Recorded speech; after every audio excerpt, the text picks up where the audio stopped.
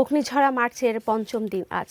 আন্দোলন আরও তীব্র আকার ধারণ করে। এই দিন ঢাকা স্টেশন থেকে কোনো ট্রেন ছাড়েনি, এমনকি কোনো ট্রেন ঢাকায়ও আসেনি। লঞ্চ টার্মিনালের অবস্থাও একই ছিল। ঢাকার সকল ব্যবসা প্রতিষ্ঠান, সরকারি বেসরকারি অফিস, আদালত বন্ধ থাকে। পরিস্থিতি পাকিস্তানি সামরিক বাহিনীর নিয়ন্ত্রণের বাইরে চলে যায়। ১৯৭১ সালের ৫ মার্চ দিনটি ছিল শুক্রবার। উত্তাল হয়ে ওঠে ঢাকা সহ বাংলার জনপদ। পরিস্থিতি নিয়ন্ত্রণে আনতে পূর্ব পাকিস্তানের তৎকালীন governor lieutenant general Sahibzada Yakub খান ঢাকায় আর সৈন্য না পাঠিয়ে ইয়াহিয়াকে ঢাকায় এসে আলোচনায় বসতে অনুরোধ জানান। প্রথমত ইয়াহিয়া রাজি হলেও পরবর্তীতে ঢাকায় আসতে অস্বীকৃতি জানান।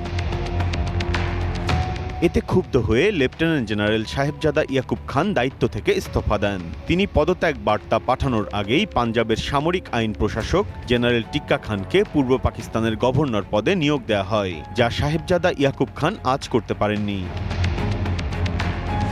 এই দিনে টঙ্গী শিল্প এলাকায় পাকিস্তানি সেনারা গুলিবর্ষণ করে। পাকিস্তানি সশস্ত্র বাহিনী দফায় দফায় মোট ৬২ রাউন্ড গুলি করে। গুলিবর্ষণে ৪ জন শ্রমিক নিহত ও ২৫ জন আহত হয়। প্রতিবাদী জনগণ টঙ্গীর কংক্রিট ব্রিজের পাশের কাঠের ব্রিজটি আগুন দিয়ে পুড়িয়ে দেয়। বড় বড় গাছ ফেলে রাস্তা বন্ধ করে রাখে। খবরটি ঢাকায় ছড়িয়ে পড়লে ঢাকায় উত্তেজনার সৃষ্টি হয়। ঢাকার লেখক বুদ্ধিজীবীরা মিছিল নিয়ে বিশ্ববিদ্যালয়ের শিক্ষক ডক্টর আহমেদ শরীফের নেতৃত্বে শহীদ মিনারে উপস্থিত হন।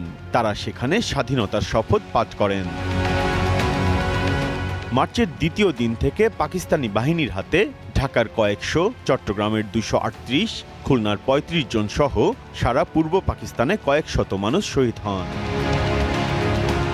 তাজউদ্দিন আহমেদ এক বিবৃতিতে বলেন, ঢাকা, চট্টগ্রাম, রাজশাহী, খুলনা, রংপুর, সিলেট এবং বাংলাদেশের অন্যান্য স্থানে মিলিটারির বুলেটে নিরীহ নিরস্ত্র মানুষ, শ্রমিক, কৃষক ও ছাত্রদের ধরাশায়ী করা হয়েছে। অবিলম্বে এই নরহত্যা বন্ধ করতে হবে।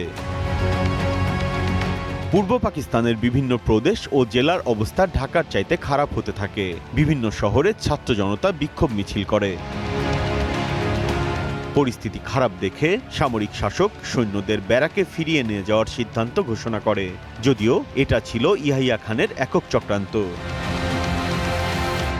Green news desk.